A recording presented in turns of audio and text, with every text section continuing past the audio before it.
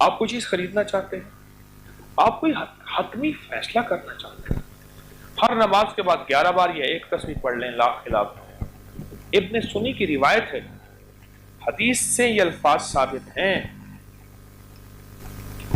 میری کوشش ہو کوئی بھی بات ہو مستند ہو، کوئی بھی واقعہ ہو مستند ہو، کوئی بھی روایت ہو مستند ہو، کوئی بھی لفظ ہو مستند ہو، اس کی سند ہو اور سند کے ساتھ وہ چیز بیان کی جائے، لا خلاف، لا خلاف۔ اور یقین جانیے لا خلافہ کے واقعات تو اتنے ہیں کہ وہ کہتے ہیں ہم قربانی کا بکرا لینے گئے، لا خلافہ پڑھا، ہمیں اچھا ملا، سستا ملا۔ کوئی کہنے لگا ہم خریداری کرنے گئے، خریداری کی اور چیز کتنے کی تھی اور ہمارے گمان سے بالا تر۔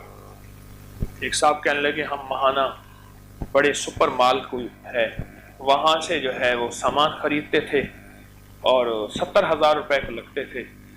لیکن ایک دن ہم نے بہت زیادہ سامان خریدا، یعنی اٹھایا، جب اس کا بل بنا تو کہا حیرت انگیز طور پہ بہت کم، اور ہم سمجھے کہ شاید کیا ہوا، ہم لا خلافہ پڑھتے رہے،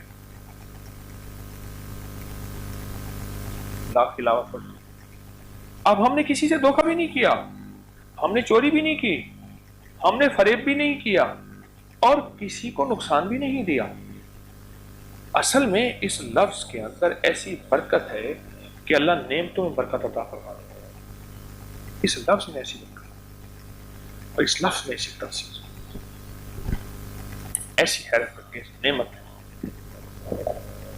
اب یہ چھوٹا سا لفظ ہے، ہم نے لوگوں کو دے دیا،